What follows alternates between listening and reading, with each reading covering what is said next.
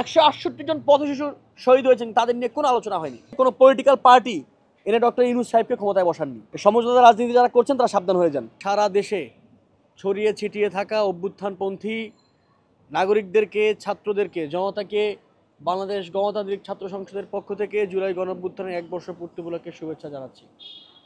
গভীর শ্রদ্ধার সঙ্গে স্মরণ করছি গত বছরের জুলাই মাসের গণঅভ্যুত্থানে প্রায় 2000 শহীদদেরকে, যাদের নিজেদের আত্মত্যাগের কারণে আমরা একটি নতুন জীবন ফিরে পেয়েছি, বাংলাদেশ একটি নতুন যুগ ফিরে পেয়েছে। আশু আরোগ্য কামনা করছি।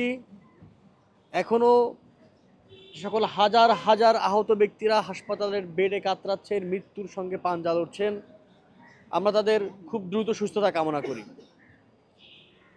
বন্ধুগণ, গত বছরের জুলাই মাসে আমরা একটি অভূতপূর্ব আন্দোলনের সাক্ষী হয়েছি।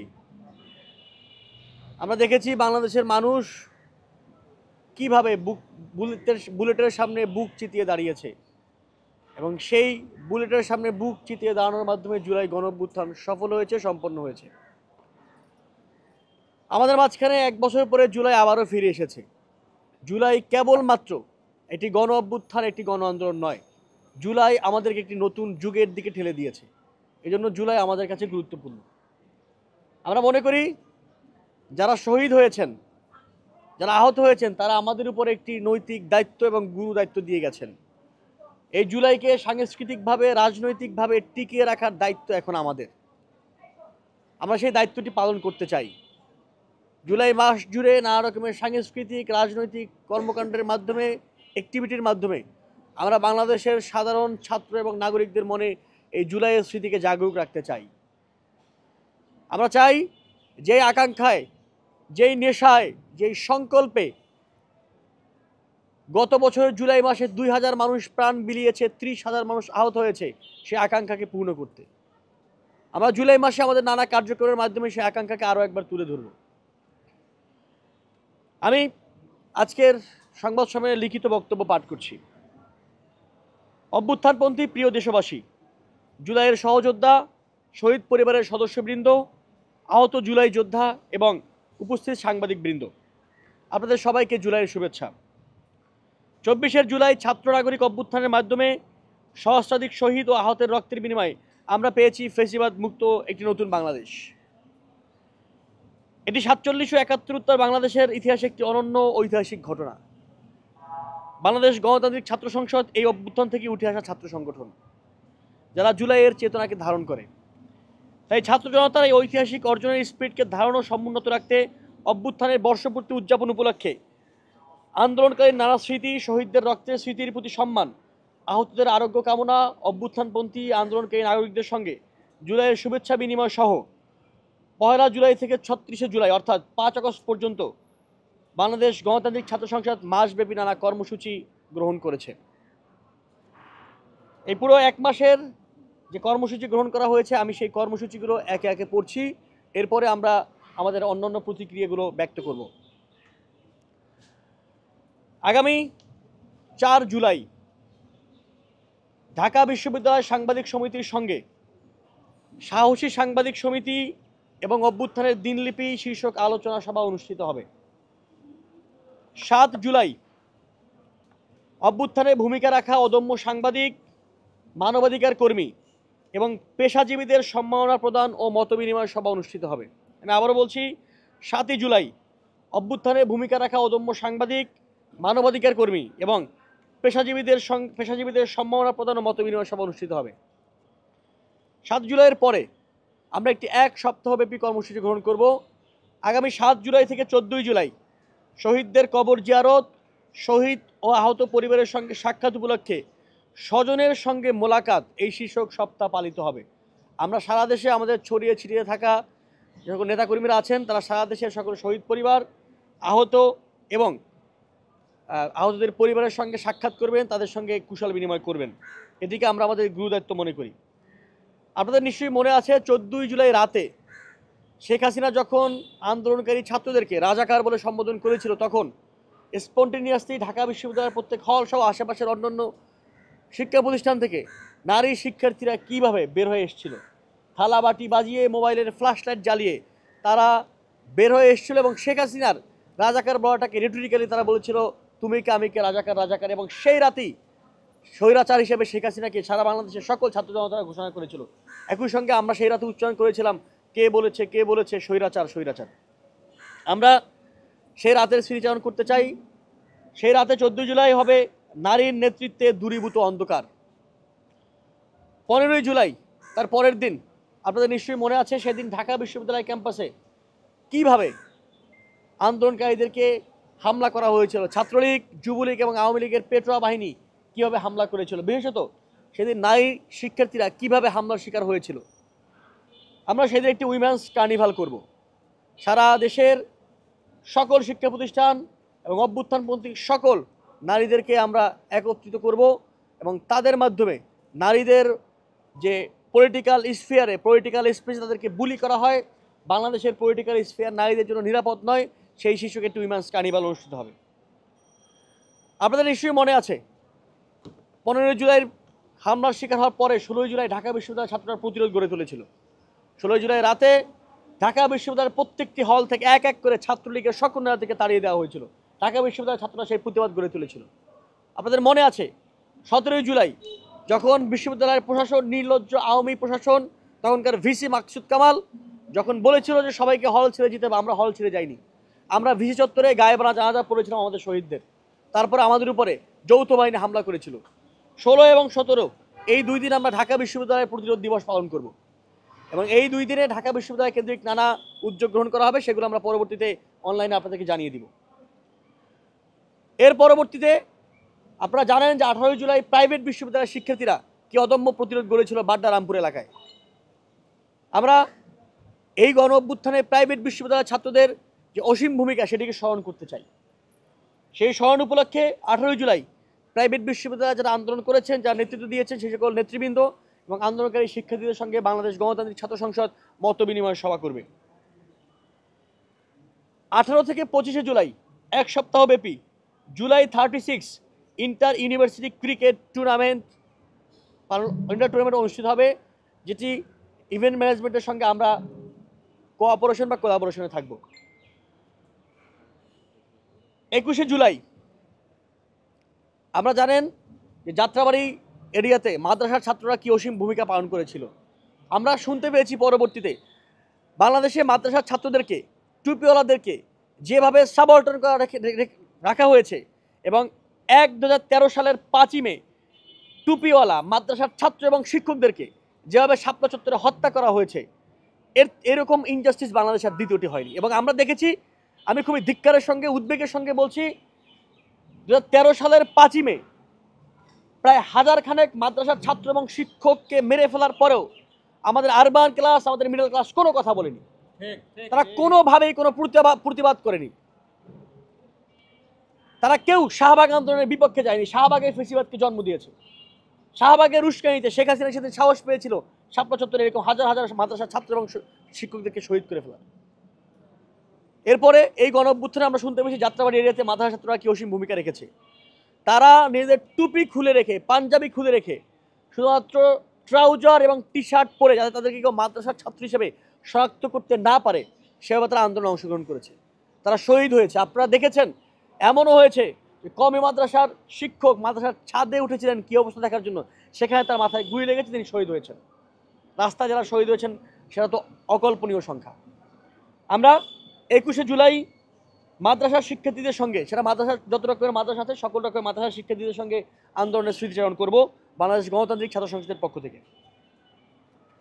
আমরা দেখেছি আন্দোলন শেষ হওয়ার পরে, গণ অভ্যুত্থানের পরে শেখ হাসিনা নির্লজ্জভাবে হেলিকপ্টারে করে তার মামার দেশ ভারতে পালিয়ে যাওয়ার পরে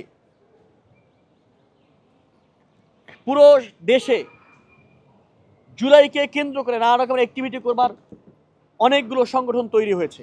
তারা জুলাইয়ের আর্কাইভিং, জুলাইয়ের স্মৃতিচারণ, অনলাইন অফলাইনে জুলাই স্মৃতি রক্ষার জন্য নানা রকম উদ্যোগ গ্রহণ করেছে। আমরা তাদের এই উদ্যোগকে সম্মান জানাই। তাদের প্রতি কৃতজ্ঞতা জানানোর ভাষা আমাদের কাছে নাই। তারা না থাকলে জুলাই হয়তো জীবিত থাকতো না এতদিন। আমরা যত সংগঠনগুলো হয়েছে সবগুলো সংগঠনকে সম্মাননা প্রদান করতে চাই 23শে জুলাই। আপনারা জানেন এই অভ্যুত্থানে 168 জন পথ শিশু শহীদ হয়েছে, তাদের নিয়ে কোথাও কোনো আলোচনা হয়নি। আমরা খুবই উদ্বেগের সঙ্গে বলতে চাই, অভ্যুত্থান বাংলাদেশের সকল রকমের নাগরিকরা, ছাত্ররা মিলে করেছে, কিন্তু এখানেও অভ্যুত্থানের অংশীদারিত্বে একটি এলিট এবং সাবঅর্ডিনেট ক্যাটাগরি ভাবা হচ্ছে। 168 জন পথ শিশু শহীদ হয়েছেন, তাদের নিয়ে কোনো আলোচনা হয়নি। আপনারা মিডিয়ার ভাইরা যারা আছেন, আমরা মিডিয়াতেও এদের নিয়ে খুব বেশি হইচই দেখিনি। রিক্সাওয়ালারা মারা গেছেন, শ্রমিকরা মারা গেছেন। আপনারা জানেন যে শ্রমিকরা, গার্মেন্টস শ্রমিকরা তাদের অফিস ছেড়ে এসেছিল আমাদের সঙ্গে আন্দোলনে যোগ দেওয়ার জন্য। এই সকল পথ শিশু, রিক্সাওয়ালা এবং শ্রমিকরা যারা আন্দোলনে অংশগ্রহণ করেছেন, তাদের সঙ্গে আমরা 25শে জুলাই একটি আনন্দ উৎসব করব। তাদের সঙ্গে আমরা আনন্দে মেতে উঠব, আমরা জুলাই গণঅভ্যুত্থানকে সেলিব্রেট করব। আপনাদের নিশ্চয়ই মনে আছে 26শে জুলাই সারা দেশে গ্রাফিতি অঙ্কন করা হয়েছিল। স্কুলের শিক্ষার্থীরা, কলেজের শিক্ষার্থীরা, বিশ্ববিদ্যালয়ের শিক্ষার্থীরা ইউনিফর্ম পরে সারা দেশের সকল দেয়ালগুলো গ্রাফিতি দিয়ে ভরে ফেলা হয়েছিল। সেই গ্রাফিতিগুলো এখন নানাভাবে মুছে ফেলা হয়েছে। যারা মুছে ফেলেছে আমরা তাদেরকে ধিক্কার জানাই। অনেকগুলো প্রাকৃতিক কারণে নষ্ট হয়ে গেছে। আমরা আবার সেই গ্রাফিতিগুলো সারা বাংলাদেশের সকল দেয়ালে দেয়ালে ছড়িয়ে দিতে চাই। পরবর্তীতে 31 থেকে 36শে জুলাই, মানে 31শে জুলাই থেকে 5 আগস্ট আমরা জুলাই নিয়ে ফটো এবং ভিডিও এক্সিবিশন করব। 3টি পয়েন্টে এই ফটো এবং ভিডিও এক্সিবিশন হবে। ঢাকা বিশ্ববিদ্যালয়ের মল চত্বর, কার্জন হল এবং টিএসসিতে। এটি হবে 31 থেকে 36শে জুলাই, 6 দিন ব্যাপী, মানে 5 আগস্ট পর্যন্ত। 33 জুলাই অর্থাৎ 3রা আগস্ট, আপনাদের মনে আছে সেদিন এক দফা ঘোষিত হয়েছিল। সেই দিন আমরা বাংলাদেশের পতাকা নিয়ে একটি ফ্ল্যাগ মুভ করব। 33শে জুলাই অর্থাৎ 3রা আগস্ট ফ্ল্যাগ মুভ হবে। এরপরে আমাদের বহুল আকাঙ্ক্ষিত দিন 36 জুলাই অর্থাৎ 5 আগস্ট আমরা একটি ভিক্টরি মার্চ করব। আমরা সেদিন জয়ী হয়েছিলাম। আমাদের ভয়ে, ছাত্রদের ভয়ে পিশাচ খুনি হাসিনা গণভবন ছেড়ে তার মামার দেশে পালিয়ে যেতে বাধ্য হয়েছিল। আমরা এই বিজয়কে উদযাপন করতে চাই, আমরা একটা ভিক্টরি মার্চ করব। এবং আমরা খুবই উদ্বেগের সঙ্গে লক্ষ্য করছি, আওয়ামী নিষিদ্ধকরণ আন্দোলনের সময় ইন্টারিম গভর্নমেন্ট বলেছিল 30 কার্যদিবসের মধ্যে জুলাই ঘোষণাপত্র দেয়া হবে। 30 কার্যদিবস পার হয়ে গেছে, ঘোষণাপত্র তো আসেনি। ইন্টারিম গভর্নমেন্ট কোনো রকমের কোনো অবস্থানও পরিষ্কার করেনি। এটি স্পষ্টত গণঅভ্যুত্থানপন্থী নাগরিকদের সঙ্গে গাদ্দারি। গণঅভ্যুত্থানপন্থী নাগরিকেরা যারা আওয়ামী নিষিদ্ধকরণ আন্দোলনে নেমে এসেছিল, তাদেরকে বলা হয়েছিল, তাদের কাছে প্রতিজ্ঞা করা হয়েছিল, ওয়াদা দেওয়া হয়েছিল 30 কার্যদিবসের মধ্যে ঘোষণাপত্র দেওয়া হবে। 30 কার্যদিবস চলে গেছে, ঘোষণাপত্র হয়নি। বরং এই নাগরিকরা, এই ছাত্ররা যারা তাদেরকে ক্ষমতায় বসিয়েছে, তাদের সঙ্গে, তাদের ব্যাপারে এই যে দেওয়া হলো না, সবাই প্রশ্ন করছে, সেই প্রশ্নের কোনো উত্তর দেওয়ার মতো গুরুত্ব ইন্টারিম গভর্নমেন্ট দিচ্ছে না। আমরা ইন্টারিম গভর্নমেন্টকে এই ব্যাপারে সাবধান করতে চাই। আমরা বলে দিতে চাই, আমরা জানি না, আমরা দেখেছি ইন্টারিম গভর্নমেন্ট কবে নির্বাচন দিবে সেই বৈধতা তারা লন্ডনে গিয়ে নিয়ে এসছে। আমরা সন্দেহ প্রকাশ করতে চাই ঘোষণাপত্রের বৈধতার জন্য আপনাদের আবার লন্ডনে যেতে হবে কিনা, আমরা এই সন্দেহ প্রকাশ করছি। ইন্টারিম গভর্নমেন্টকে বলে দিতে চাই, লন্ডন থেকে কিংবা কোনো পলিটিক্যাল পার্টির নেতৃত্বে জুলাই গণ অভ্যুত্থান হয়নি। পলিটিক্যাল পার্টিগুলো গত 16 বছর একের পর এক ফেল করেছে। আমরা দেখেছি 7 জানুয়ারি নির্বাচনের আগে পলিটিক্যাল পার্টিগুলো তাকিয়েছিল আমেরিকার দিকে, তারা জনগণের দিকে তাকায়নি। তারা আমেরিকার দিকে তাকিয়েছিল, স্যাংশনের দিকে তাকিয়েছিল। তারা জনগণের দিকে তাকিয়ে থাকলে 28 অক্টোবর কয়েক লক্ষ মানুষকে ঢাকা থেকে খালি হাতে ফিরে যেতে হতো না, সেদিনই শেখ হাসিনাকে ফেলে দেওয়া সম্ভব ছিল। সুতরাং কোনো পলিটিক্যাল পার্টির কাছে এই ক্ষমতাকে বর্গা না দেওয়ার জন্য আমরা অনুরোধ করছি, আমরা সাবধান করে দিচ্ছি। সুতরাং নির্বাচন কবে হবে কিংবা কি সংস্কার হবে সেজন্য তারা এরকম পলিটিক্যাল পার্টিগুলোর কাছে যেভাবে ধর্ণা দেওয়া শুরু করেছে, আমরা এটাকে সন্দেহের চোখে দেখি। আমরা আবারও বলতে চাই, কোনো পলিটিক্যাল পার্টি এনে ডক্টর ইউনূস সাহেবকে ক্ষমতায় বসাননি, এই ছাত্ররা, এই নাগরিকরা বসিয়েছেন। এবং তাদের ব্যাপারে যাতে তারা কোনোভাবে অবহেলা করবার আগে 10 বার ভাবেন। 30 কার্যদিবস ওয়াদা দেওয়ার পরে ওয়াদার বরখেলাপ করা হয়েছে এবং সে ব্যাপারে কোনো ব্যাখ্যা দেওয়া হয়নি। কেন ব্যাখ্যা দেওয়া হয়নি সেটা আমরা ইন্টারিম গভর্নমেন্টের চোখে চোখ রেখে জিজ্ঞেস করতে চাই। সুতরাং লন্ডনমুখী হবেন না, কোনো পলিটিক্যাল পার্টিমুখী হবেন না, আপনাদেরকে অনুরোধ করছি জনতামুখী হবেন। জনতামুখী না হয়ে শেখ হাসিনাকে দেশ থেকে পালিয়ে যেতে হয়েছে। সুতরাং আমরা বলে দিতে চাই, জুলাই মাস চলছে, জুলাই মাস আসলে আমাদের জুলাইয়ের সকল স্মৃতি মনে পড়ে। আমাদের মনে পড়ে যে কিভাবে করে আবু সাঈদকে একটা মানুষ যে খুব ভরসা নিয়ে সে ভেবেছিল তার দেশের পুলিশ তার, এই পুলিশ জনতার, সেই ভরসা করে দুই হাত প্রসারিত করে দিয়েছিল। কিন্তু শেখ হাসিনার পুলিশ এত বেশি নির্লজ্জ ছিল, তার সেই ভরসাকে মূল্য দেয়নি। আমাদের মনে পড়ে ফারহান ফাইয়াজের কথা, এই ছোট্ট শিশুটার কথা, রিয়া গোপের কথা আমার মনে পড়ে। যে ছোট্ট শিশুটা বারান্দায় গিয়েছিল, সেই ছোট্ট শিশুটাকে হত্যা করা হয়েছে। আমাদের আব্দুল আহাদের কথা মনে পড়ে, 4 বছরের সেই ছোট্ট বাচ্চাটার কথা মনে পড়ে। আমরা মনে করব, আমরা চাই যে ইন্টারিম গভর্নমেন্ট যে কোনো সিদ্ধান্ত নেওয়ার আগে আব্দুল আহাদের মুখটা মনে করবেন, রিয়া গোপের মুখ মনে করবেন, কোনো পলিটিক্যাল পার্টির নেতার মুখ মনে করবার চেষ্টাও করবেন না। আপনারা যদি সেটা করেন, আমরা আপনাদের সঙ্গে আছি। কোনো পলিটিক্যাল পার্টি আপনাদের কিচ্ছু করতে পারবে না। তা আপনারা যদি বারবার নিজেদেরকে দুর্বল হিসেবে প্রমাণ করতেই থাকেন, ঘোষণাপত্র না দেন, আবু সাঈদের রক্তের প্রতি কোনো দায় আপনাদের না থাকে, আমাদেরও আপনাদের প্রতি কোনো দায় থাকবে না, এই কথা খুবই স্পষ্ট। আমরা দেখছি যে একটা সমঝোতার রাজনীতি চলছে। কলা অনুষদে, ঢাকা বিশ্ববিদ্যালয়ের কলা অনুষদের ডিন ডক্টর সিদ্দিকুর রহমান খান, তিনি কেন ঢাকা বিশ্ববিদ্যালয় ক্লাবের সভাপতি হয়ে সেখানে তার সেক্রেটারি পদে একজন নীল দলের শিক্ষককে মনোনীত করলেন? কেন তার সহসভাপতি একজন আওয়ামী লীগের সিনেটর? আমরা তাকে জিজ্ঞেস করতে চাই। আমরা দেখেছি ডক্টর সিদ্দিকুর রহমান খান কয়েক মাস আগেই এশিয়াটিক সোসাইটিতে সকল আওয়ামীপন্থী শিক্ষকদেরকে প্রবেশ করিয়েছেন। আমরা সেই কথা ভুলে যাইনি।